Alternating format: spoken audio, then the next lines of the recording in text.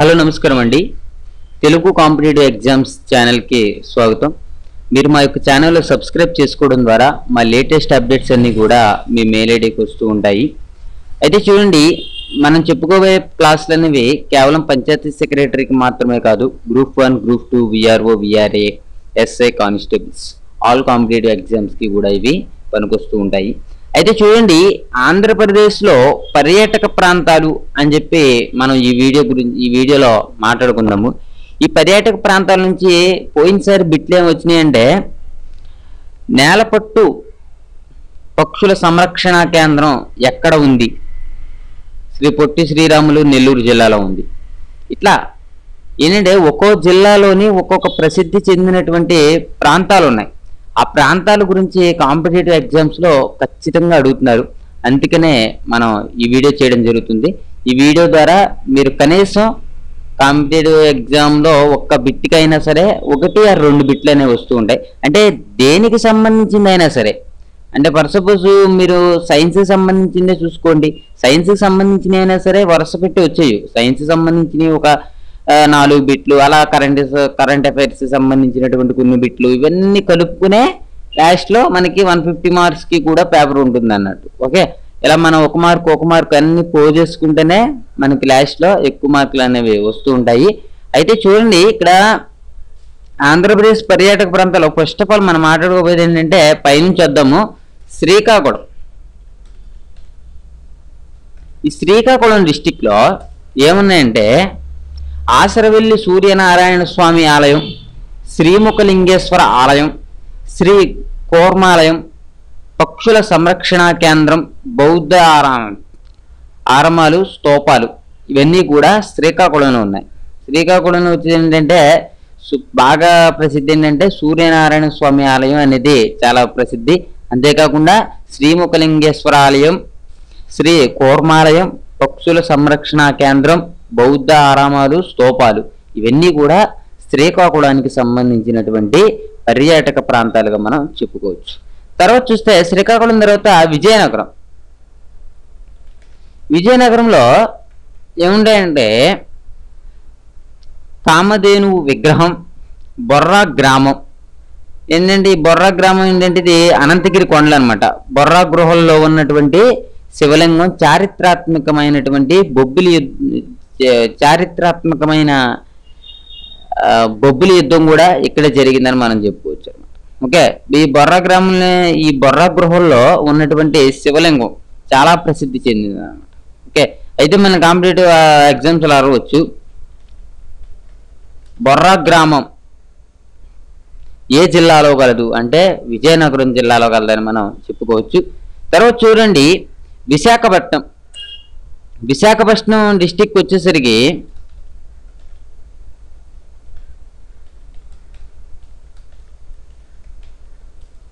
ఈ విశాఖపట్నం డిస్టిక్ వచ్చేసరికి దీంట్లో బాగా ప్రసిద్ధి చెందిందంటే అరకులోయ, పద్మా గార్డెన్స్, రణజల్లెడ ప్రాంతం, సింహాచలం, అదే ఏంటంటే ఇది సింహాచలం శ్రీ వరాహ లక్ష్మీ నరసింహస్వామి దేవాలయం, ఇవన్నీ కూడా మనకి ఎక్కడున్నాయంటే విశాఖపట్నంలో ఉన్నాయి అని మనం చెప్పుకోవచ్చు.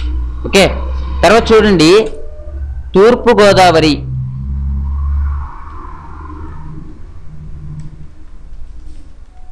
తూర్పుగోదావరి డిస్టిక్ వచ్చేసరికి ఏంటంటే భీమేశ్వర ఆలయం. భీమేశ్వర ఆలయం అంటే ఇది ద్రాక్షారామం అనమాట. ద్రాక్షారామం, పాపికొండలు, ర్యాలీ జగన్మోహిని కేశవస్వామి ఆలయం, లక్ష్మీ నరసింహస్వామి ఆలయం, అంతర్వేది, ధవళేశ్వరం, కాటన్ మ్యూజియం, వన్యమృగాలు. అదేంటంటే వన్యమృగాలు అన్నమాట. వన్యమృగాలు ఏంటంటే ఇది వెంకటాపురం. ఓకే, వన్యమృగాలు, కోటిలింగేశ్వర స్వామి దేవాలయం, ఇదేమో రాజమండ్రిలో ఉంది. శ్రీ సత్యనారాయణ స్వామి దేవాలయం అన్నవరంలో ఉంది. ఇవన్నీ కూడా తూర్పుగోదావరి డిస్టిక్లో బాగా పర్యాటక ప్రాంతాలుగా మనం చెప్పుకోవచ్చు. తూర్పుగోదావరి తర్వాత పశ్చిమ గోదావరి. పశ్చిమ గోదావరి డిస్టిక్ వచ్చేసరికి శ్రీ వెంకటేశ్వర దేవాలయం, ద్వారకా, తిరుమల. ఓకే, చిన్న తిరుపతి అని కూడా అంటారు. తర్వాత చూడండి, శ్రీ కన్యకా పరమేశ్వరి దేవాలయం, పెనుగొండ, శ్రీ క్షీరారామలింగేశ్వర స్వామి దేవాలయం, పాలకొల్లు, బౌద్ధ స్మృతి చిహ్నాలు గంటుపల్లిలో ఉన్నటువంటి బౌద్ధ స్మృతి చిహ్నాలు, శ్రీ సోమేశ్వర స్వామి దేవాలయం భీమవరం, కొల్లేరు సరస్సు ఏలూరు, ఇవన్నీ కూడా పశ్చిమ గోదావరి జిల్లాలో ఉన్నటువంటి అతి ముఖ్యమైనటువంటి పర్యాటక ప్రాంతాలుగా చెప్పుకోవచ్చు. తర్వాత చూస్తే కృష్ణా డిస్టిక్ వచ్చేసరికి బ్రహ్మరాంబ మల్లేశ్వర స్వామి దేవాలయం విజయవాడలో ఉంది, కనకదుర్గ దేవాలయం, అదేవిధంగా చూస్తే విజయేశ్వర దేవాలయం, మొగల్రాజపురం గృహలు, ప్రకాశం బ్యారేజీ, క్రైస్తవ ప్రార్థనా మందిరం గుణదల, ఇది కూడా చాలా పాపులర్, చాలా మంచి పర్యాటక ప్రాంతంగా చెప్పుకోవచ్చు అనమాట. ఓకే, గుణదలలో ఉన్నటువంటి క్రైస్తవ ప్రార్థనా మందిరం ఇది కృష్ణా జిల్లాలో ఉంది, చాలా ఇంపార్టెంట్ గా చెప్పుకోవచ్చు. తర్వాత చూస్తే మనకి గుంటూరు డిస్టిక్ వచ్చేసరికి ఏంటంటే బౌద్ధ స్తూపం అమరావతి, పానకాల స్వామి దేవాలయం మంగళగిరి, ఉండవెల్లి గృహలు, ఎత్తిపోతల జలపాతం ఇది మాచర్ల. ఓకే, తర్వాత కనుక మనం చూసుకుంటే ప్రకాశం డిస్టిక్ లో త్రిపురాంతకేశ్వరుని ఆలయం, చిన్న కేశవ స్వామి ఆలయం, ఇది ఎక్కడుందంటే మరక్కాపురం, వరాహ నరసింహస్వామి ఆలయం, ఇది వచ్చేసి సింగరాయకొండ, బౌద్ధ స్తూపాలు, శిల్పములు, ఈ శిల్పములు వచ్చేసరికి ఏంటంటే మోటుపల్లి. ఓకే, మోటుపల్లిలో ఈ శిల్పములు చాలా ప్రసిద్ధి చెందినవి చెప్పుకోవచ్చు. తర్వాత ఏంటంటే మాల్యాద్రి లక్ష్మీ నరసింహస్వామి ఆలయం, మాలకొండ, ఇవన్నీ కూడా ప్రకాశం డిస్టిక్ లో ఉన్నాయని మనం చెప్పుకోవచ్చు. తర్వాత చూడండి శ్రీ పొట్టి శ్రీరాములు నెల్లూరు జిల్లా. ఈ నెల్లూరు జిల్లా విషయానికి వచ్చేసరికి శ్రీ తల్వగిరి రంగస్వామి దేవాలయం, పులికాట్ సరస్సు, నేలపట్టు పక్షుల సంరక్షణ కేంద్రం, ఇవన్నీ కూడా నెల్లూరు జిల్లాలో ఉన్నాయని మనం చెప్పుకోవచ్చు. తర్వాత చూడండి ఈ చిత్తూరు వచ్చేసరికి చిత్తూరు డిస్టిక్ లో శ్రీ వెంకటేశ్వర స్వామి దేవాలయం పెద్ద తిరుపతి అనమాట. ఓకే, తర్వాత శ్రీ పద్మావతి దేవాలయం, కాణిపాక వరసిద్ధి వినాయక స్వామి దేవాలయం, చంద్రగిరి, శ్రీకాళహస్తి, హార్సిలీ కొండలు, టీబీ శానిటోరియం. అయితే చూడండి హార్సిలీ కొండలు ఎక్కడున్నవి అని పోయినసారి కాంపిటేటివ్ ఎగ్జామ్స్ లో అడగడం జరిగింది. ఓకే, హార్సిలీ కొండలు అనేవి నేను ఇక్కడ రాస్తున్నాను.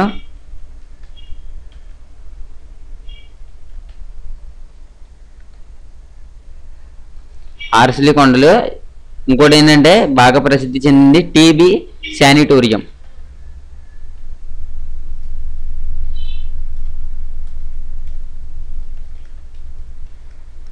సిబిసి శానిటోరియం, ఈ రెండు కూడా చాలా ఇంపార్టెంట్, మనకి ఎగ్జామ్స్ లో వీటి గురించి అడుగుతూ ఉంటారు. తర్వాత చూడండి కడప డిస్టిక్ విషయానికి వచ్చేసరికి తాళపాక అనేది కడపలో చాలా ప్రసిద్ధి చెందింది. అదేవిధంగా చూస్తే కోదండ రామస్వామి ఆలయం, ఒంటిమెట్ట, సురభి నృత్యం అనమాట. సురభి అనేది ఒక నృత్యంగా చెప్పుకోవచ్చు. ఈ తాళపాక అని చెప్పాను కదా మీకు ఇందాక. తాళపాక ఏంటంటే ప్రసిద్ధ వాగ్గేయకారుడు అన్నమాచారుని పుట్టినిల్లు అని తాళపాక అని మనం చెప్పుకోవచ్చు. ఈ తాళపాక అనేది ఎవరికి సంబంధించింది అంటే అన్నమాచార్యుని పుట్టినిల్లు అని మనం చెప్పుకోవచ్చు అనమాట. ఓకే, ఇవన్నీ కూడా కడప డిస్టిక్ లో ప్రసిద్ధి చెందినవిగా మనం చెప్పుకోవచ్చు. తర్వాత చూస్తే